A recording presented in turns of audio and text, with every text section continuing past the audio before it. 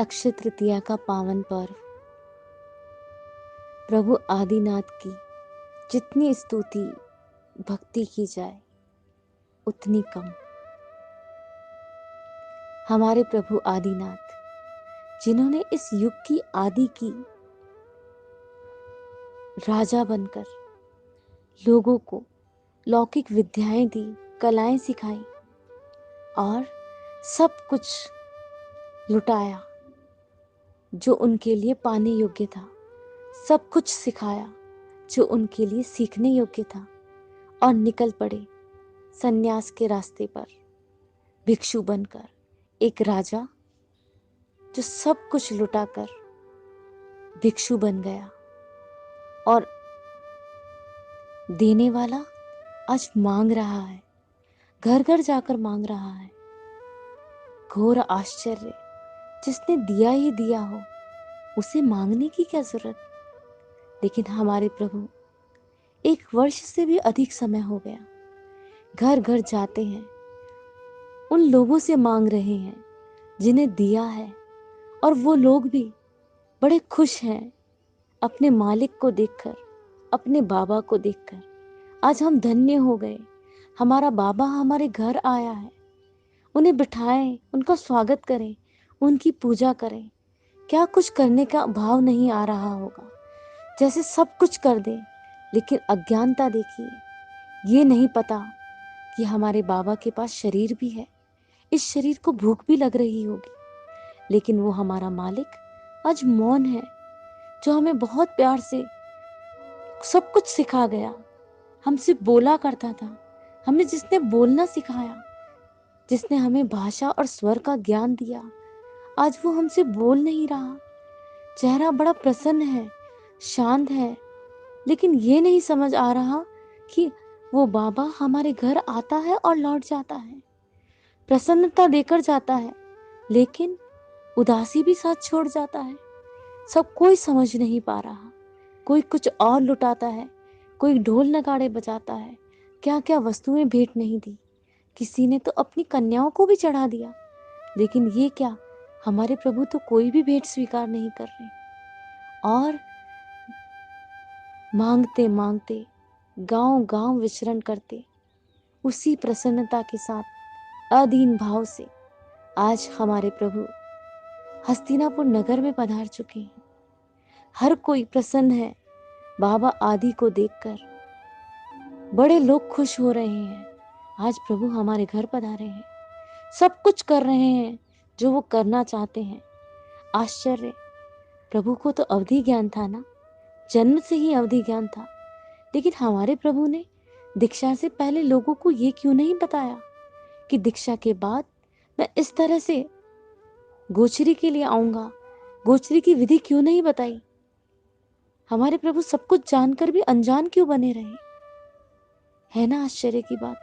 जब सब कुछ सिखा ही दिया तो अपने आहार का भी रास्ता बता देते, तो प्रभु को 1 वर्ष से भी अधिक समय तक निराहार तो नहीं रहना पड़ता। लेकिन नहीं, हमारे प्रभु ने ऐसा कुछ भी नहीं किया, अपने किसी भी विद्या और ज्ञान का प्रयोग नहीं किया, और उसी प्रसन्नता के साथ निकल पड़े हैं कर्मों की निर्जरा के रास्ते पर, अपनी समता की परीक्षा के लिए, उस क्षुधा, उस भूख पर, उस प्यास पर विजय पाने के लिए। क्योंकि इसी शरीर के माध्यम से तो इस भव में प्रभु को अशरीरी बनना है। इसी भव में तो हमारे तीर्थंकर प्रभु सिद्ध बुद्ध और मुक्त बने हैं। तो प्रभु कैसे बता देते अपनी ही भिक्षा का रास्ता। और आज प्रभु श्रेयांश कुमार के घर की तरफ पधार रहे हैं, हर घर में जा रहे हैं। और आज जब श्रेयांश ने सूचना मिली कि प्रभु हमारे द्वार पर आने वाले हैं, दौड़कर प्रभु के स्वागत के लिए जा रहे हैं। कितना सुंदर, कितना पावन वो दर्शन होगा कि संत को देखकर, प्रभु को देखकर श्रेयांश कुमार की नजरें अपलक दृष्टि से प्रभु को निहारती जा रही है। कैसे निहारा होगा श्रेयांश कुमार ने हमारे प्रभु आदिनाथ को। क्या उससे पहले कभी किसी ने ऐसे दर्शन किए हैं? आप लोग जानते हैं ना, संत दर्शन तो आपने और हमने कई बार किए होंगे। कई बार संत हमारे द्वार पर भी आए होंगे, लेकिन क्या कभी हमने उस नजर से किन्हीं संत को देखा जिस नजर से श्रेयांश कुमार हमारे प्रभु को देख रहे हैं? नहीं। क्या बात थी श्रेयांश कुमार के दर्शन में? कैसे किया होगा श्रेयांश कुमार ने दर्शन प्रभु का? आप जानते हैं ना, हमारे शास्त्रों में, ग्रंथों में संत दर्शन की कितनी महिमा बताई है। कैसा होगा वो संत दर्शन जिसकी महिमा स्वयं तीर्थंकर गाते हैं, बड़े बड़े महापुरुष गाते हैं। हर ग्रंथ, हर कौम, हर धर्म में संत दर्शन का गुण गाया हुआ है। ऐसा क्या है संत दर्शन में? तो आइए जानते हैं, श्रेयांश कुमार के माध्यम से समझने की कोशिश करते हैं कैसे किया होगा श्रेयांश कुमार ने प्रभु का दर्शन। कहते हैं प्रभु के बाहरी स्वरूप को, प्रभु के चेहरे के उस दिव्य तेज को 1 वर्ष से भी अधिक हो गया। निराहार है प्रभु, प्रभु का शरीर ग्लान हुआ होगा, लेकिन प्रभु का चेहरा, प्रभु का तेज तो देखिए, इतना गजब का आकर्षण प्रभु के चेहरे पर कि और कहीं ध्यान जा ही नहीं रहा। और तो और श्रेयांश कुमार प्रभु की उस स्थूल, उस औदारिक, उस बाहरी शरीर को देखते देखते प्रभु के चैतन्य को प्रभु की आंखों के माध्यम से प्रभु के भीतर प्रवेश कर जाते हैं।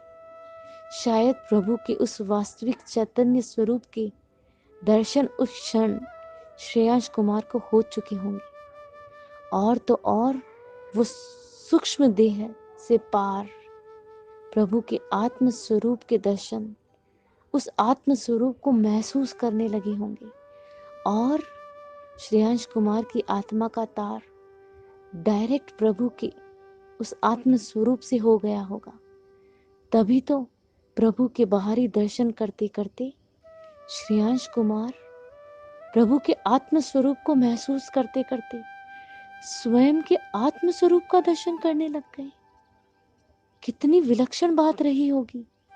बाहर की देह को देखते देखते स्वयं के भीतर की देह और अपने भीतर की देह के अंदर रहे हुए स्वयं के आत्म स्वरूप का दर्शन करते करते श्रेयांश कुमार के भाव इतने उत्कृष्ट हो गए, इतनी भावों की शुद्धि हो गई कि कर्मों के आवरण हटने लग गए।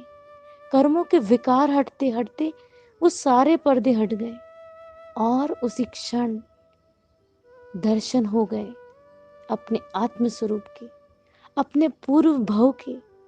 श्रेयांश कुमार ने ऐसा विलक्षण दर्शन किया, ऐसा उत्कृष्ट रसायन आया, उसी क्षण जाति स्मरण ज्ञान हो गया, यानी अपने पूर्व भावों का स्मरण हो गया।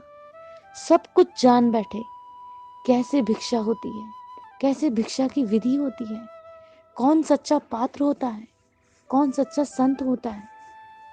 सचमुच अगर संतों का दर्शन करना हो तो कोई श्रेयांश कुमार से सीखे। गोचरी की विधि तो बाद में, पहले संत दर्शन की विधि तो आए। आज हम भी संत दर्शन करते हैं, लेकिन हमारा वंदन का तरीका क्या होता है? जिन्हें हम वंदन कर रहे हैं उनके भी हम बाहरी स्वरूप को देख रहे हैं। क्या कभी हमें उनके भीतर रहे हुए उनके चैतन्य स्वरूप का दर्शन हुआ?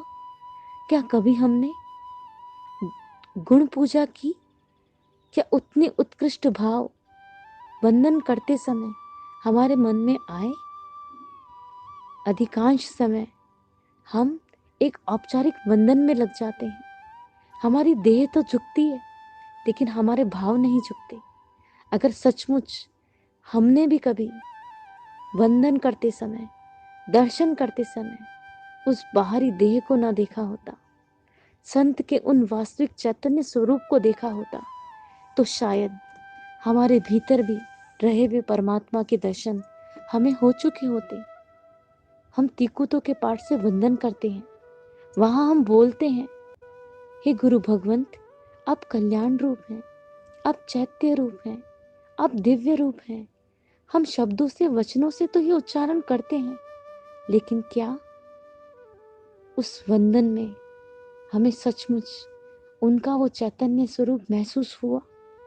अगर सचमुच हमें उनका वो चैतन्य स्वरूप महसूस हो जाता, जिस चैतन्य स्वरूप की बात हम मौखिक जुबानी कर रहे हैं, तो उसी क्षण वंदन करते करते हमें भी अपने चैतन्य स्वरूप का, उस वास्तविक स्वरूप का दर्शन हो जाता।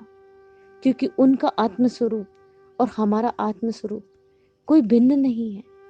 जो सिद्धों का स्वरूप है वही गुरु भगवंतों का है, वही हमारा चैतन्य स्वरूप है। लेकिन करना होगा संतों का दर्शन उन आंखों से, जिन आंखों से श्रेयांश कुमार ने प्रभु आदिनाथ के दर्शन किए होंगे। और जिस दिन हमें वो शुद्ध स्वरूप का दर्शन हो जाएगा, उसी दिन से हमारी ये भव परंपरा घटने लगेगी। हम परित संसारी बन पाएंगे। और तो और श्रेयांश कुमार ने जैसे ही उस चैतन्य स्वरूप का दर्शन किया, जैसे ही जाति स्मरण ज्ञान हुआ, तो उन्हें ये ख्याल में आया कि प्रभु का चैतन्य स्वरूप तो मुझे तृप्ति दे ही रहा है, प्रसन्नता दे ही रहा है। लेकिन उसी क्षण अंदर से वो पीड़ा का अंकुर भी फूट पड़ा कि प्रभु अभी तो इस शरीर में है।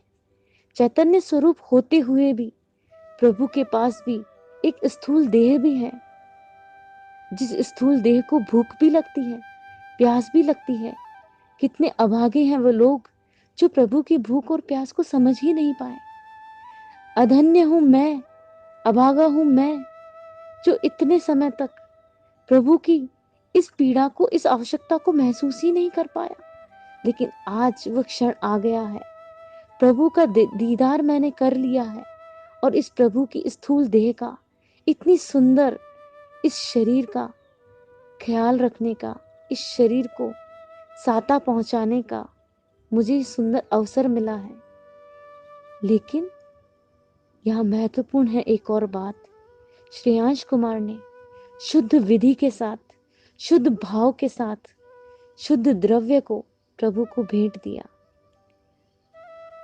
यानी अगर पात्र अच्छा हो, सच्चा साधक हमारे द्वार पर आए, सच्चे भाव हमारे अंदर उमड़ रहे हों, लेकिन हमारा जो साधन है, जो द्रव्य है, जो बहराए जाने वाला आहार है, अगर वो शुद्ध ना हो ना, तो फिर भी बात अधूरी रह जाएगी। तो इस घटना से हमें यही सीखना है कि सच्चा साधक हो, हमारे भाव में कमी ना हो। अगर हमारे भाव बहुत उत्कृष्ट हो, तो बहराने की विधि के साथ साथ हम क्या बहरा रहे हैं वो सात्विक हो, वो उनके संयम में साधक हो, वो उनकी साधना को बढ़ाने वाला हो।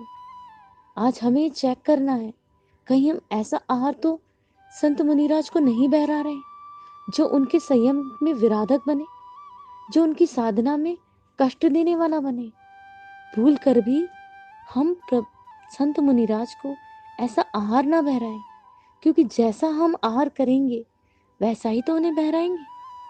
तो इसका मतलब हमारा आहार भी इतना शुद्ध हो कि हमारे द्वार पर आने वाले संतों का आहार भी शुद्ध हो सके। और तो और जो संत हमारे आहार पर दिखाई तो ये देता है कि भिक्षुक आए हैं, मांगने आए हैं, लेकिन वो छोटी सी भेंट लेकर हमें बहुत कुछ दे जाते हैं। अगर हमारे भाव शुद्ध हुए ना, तो शायद सब कुछ दे जाते हैं। एक शुद्ध भावना से बहराया हुआ, शुद्ध भाव से दिया गया दान, दान नहीं होकर हमारे भाग्य को, हमारी किस्मत को बदल सकता है। दिखाई देता है कि वो हमसे लेने आए हैं, वो हमें सब कुछ देने आए हैं, वो हमारे भाग्य के पिटारे को खोल सकते हैं। तो आइए इस पुण्य अवसर पर, इस अक्षय तृतीया के अवसर पर, परमात्मा भले ही हमारे सामने ना हो, लेकिन हम भावों से उनका दीदार करें, उस घटना को स्मरण में लाएं, उनके उस चैतन्य स्वरूप का स्मरण करते करते हो सकता है हमें अपने चैतन्य स्वरूप का दर्शन हो जाए। साथ ही साथ श्रेयांश कुमार की अनुमोदना करनी है। धन्य है वो ऐसा दाता जिसने इतनी शुद्ध भाव से आहार बराया। हमारे जीवन में भी वो क्षण आ सकते हैं, क्योंकि बहुत आसान है। साधक हमारे घर पर, हमारे द्वार पर आते हैं, हमें सिर्फ अपने भावों को बदलना है, अपने भावों की शुद्धि करनी है, अपने आहार की शुद्धि करनी है और उन देने वाले, उन लेने वाले का खूब दिल से अनुमोदन करना है। उन तपस्वियों का अनुमोदन करना है जिन्होंने आज के दिन ये इतना बड़ा कठोर तप का संकल्प लिया और प्रभु के पद चिन्हों का अनुसरण कर अपनी भूख, अपनी प्यास पर विजय प्राप्त करने की कोशिश की, भयंकर कष्टों को सहन किया और इस तपो मार्ग को स्वीकार किया, एकांतर और वर्षी तप किया। जितना जितना हमारा भाव शुद्ध होगा, हम भले ही आहार कर रहे हैं, लेकिन उन आहार का त्याग करने वाले तपस्वियों का जितना उत्कृष्ट भावों से अनुमोदन होगा, उतना ही हमारी तप की शक्ति बढ़ेगी, हमारे रहे हुए कर्मों का नाश होगा और हम भी प्रभु के बताए हुए मार्ग पर आगे बढ़कर उन श्रेयांश कुमार की भांति अपने संसार को छोटा कर सकते हैं, निकट भवी बन सकते हैं। उन प्रभु के प्रति अपनी श्रद्धा, अपनी भक्ति समर्पित करने का इससे सुंदर अवसर फिर नहीं मिलेगा। तो आइए इस अक्षय तृतीया के पावन अवसर पर हम भी श्रेयांश कुमार की तरह संत दर्शन की महिमा को समझें, इस तरह से अपने चैतन्य स्वरूप के दर्शन करने, उन तपस्वियों का अनुमोदन करके अपनी सामर्थ्य, अपनी शक्ति बढ़ाएं और अपने कर्मों की निर्जरा का इस अवसर को साधन बनाएं। इन्हीं शुभ भावनाओं के साथ